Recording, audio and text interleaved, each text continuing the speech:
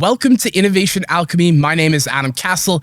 I am your host, and this is the podcast that explores the magic, the mess, and the mastery of innovation and those who are bold enough and brave enough to build it.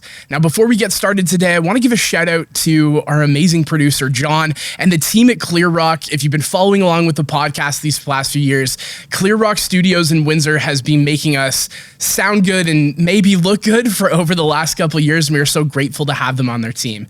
Now, this series of podcasts and this episode that you're about to watch today is part of a series that focuses in on our annual ScaleUP Accelerator. The ScaleUP Accelerator brought to you by the Government of Ontario and Libro Credit Union, as well as FedDev Ontario.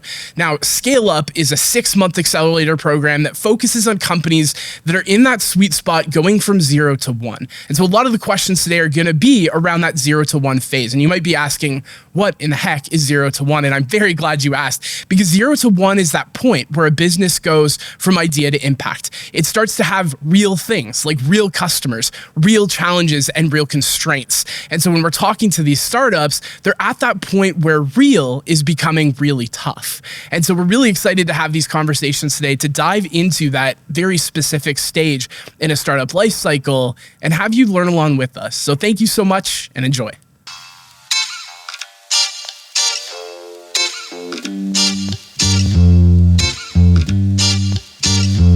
All right, ladies and gentlemen, in this episode of Innovation Alchemy, I'm interviewing a sister and brother team from Adopli AI. Please welcome Raneem, Ghalion, and Abdulkafi. How are you both?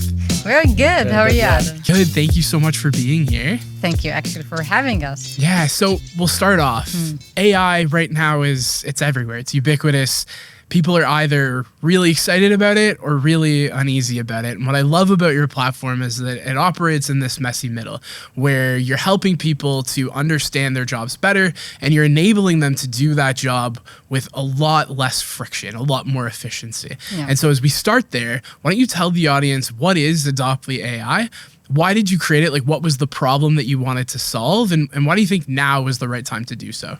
Yeah, actually, we have started Adopli AI. We have been in the sector of AI for 5 years, and you can't imagine how it is different from 5 years and now. Yeah. We started with building chatbots, okay? Right. And 5 years ago, chatbots were like replying with 2 words or 3 words, and that was an amazing job for them.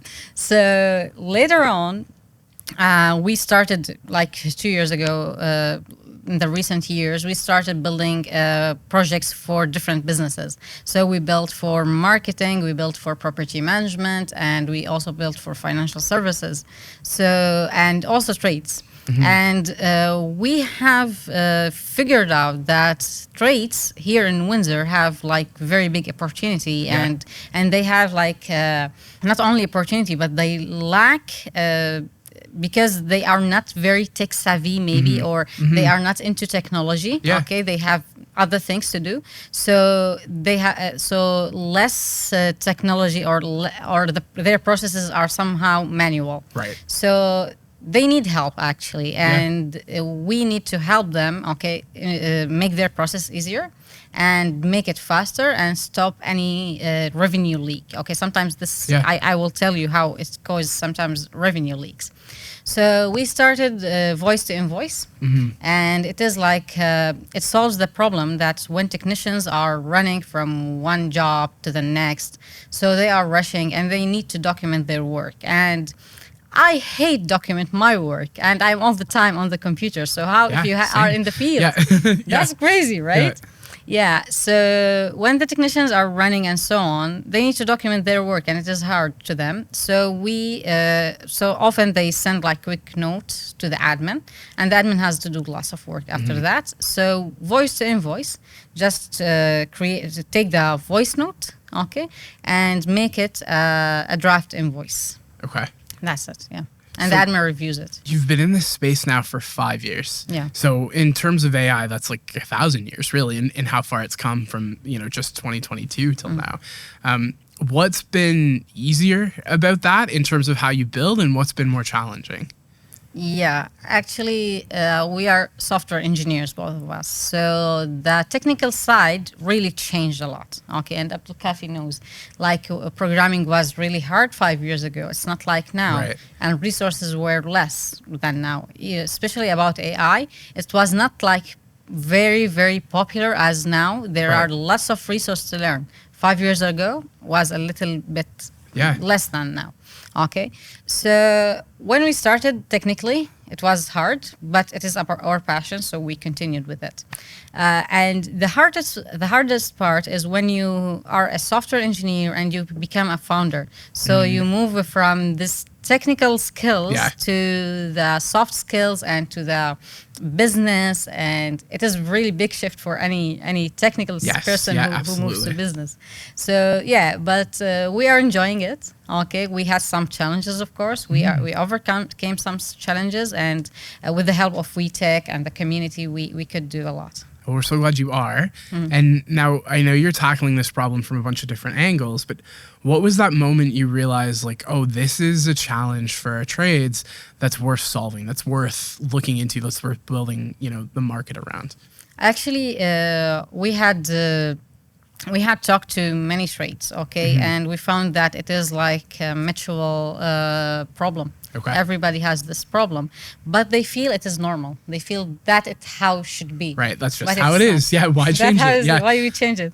Okay, they don't think that there is a solution for that, and that's normal actually, because they didn't use the AI. They don't know actually how it could be solved. Okay, and this is our job as technicians and as the technical people in AI, to bring AI to the community, to help them more, to the businesses, to the economy.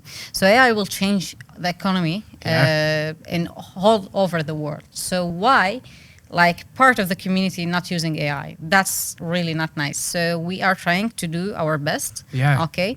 And and Windsor has big opportunity in this. I think so too. And I think, Yeah. by not engaging in it, there's this opportunity or lack of opportunity in potentially being missed behind or left Yeah. behind.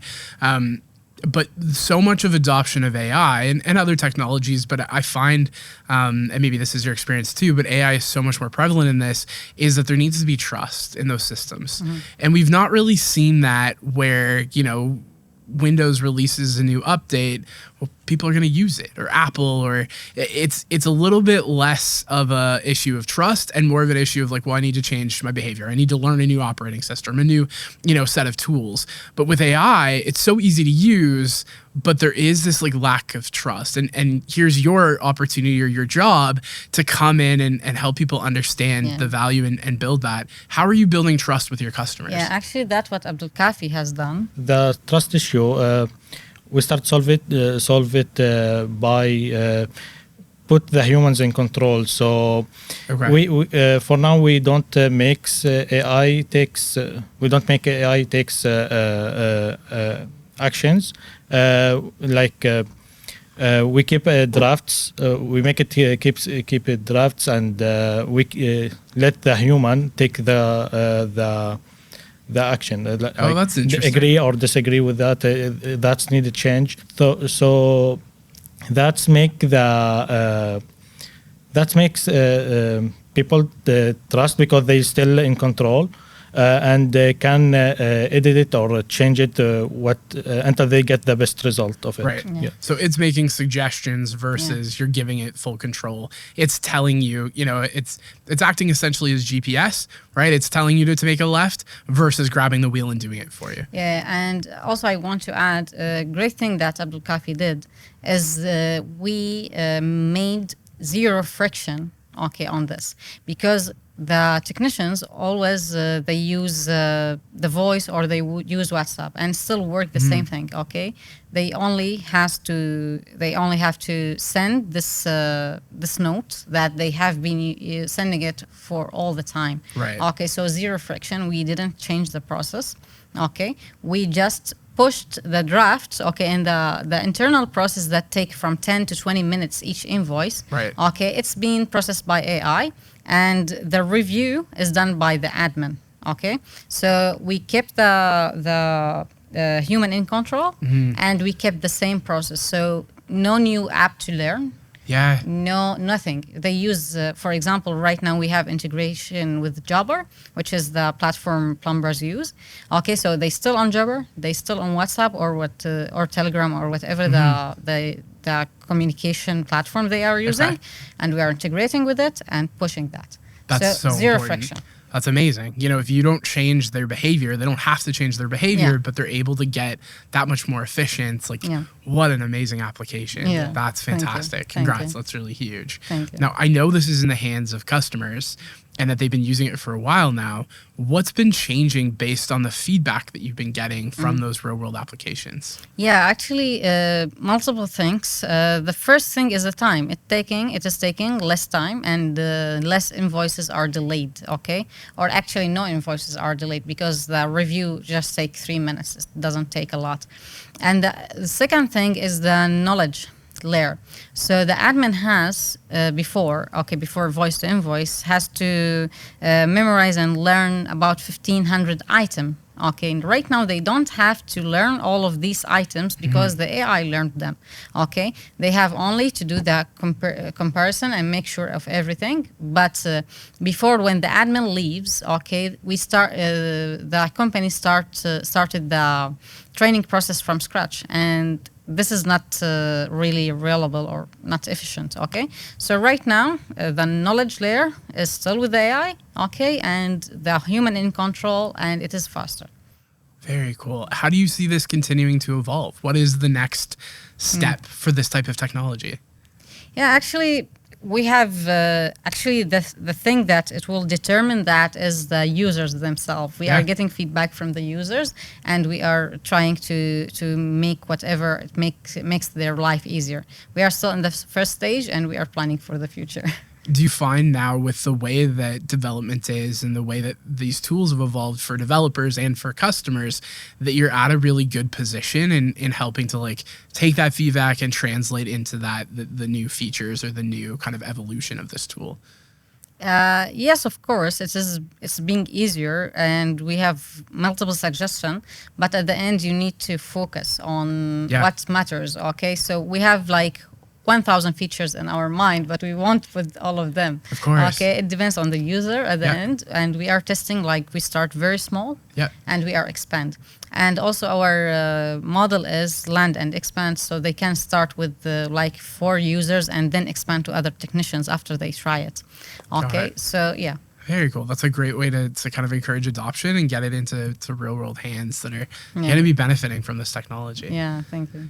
This program is almost at an end. We've got our pitch coming up in March, but ScaleUp is wrapping for this year. I'm curious, as you're leaving the program, what's clear or more stable for you coming out of it than you were when you came into it? Yeah, actually, Adopli before ScaleUp is very different than Adopli after ScaleUp. The growth coaches and the support we have get from ScaleUp and WEtech is really great.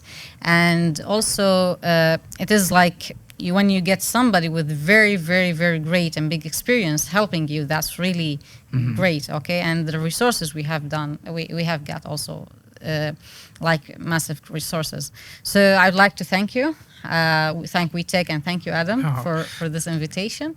No, thank you for WEtech and the ScaleUp team and all the coaches. Yeah, it was a beautiful journey together, and we're looking forward. We're only just the beginning, and I will say too, it's truly our pleasure to work with companies like yours and to provide these types of services and to get to see this stuff lift off the ground and just to think about the potential that this kind of technology and the fact that it's homegrown has for impacting our region. There's a lot of businesses that you could potentially be impacting here over the next little bit, and we're just so proud to be able to play even a small role in that, and we can't wait to continue that journey together and to be with you for all of it. So thank you both so much for trusting us with your business and with your journey, and we are so excited to see how things go on pitch night and beyond. So we'll look forward to it. Thank you so much, Adam. Thank you so much. Thank you. See you all next time.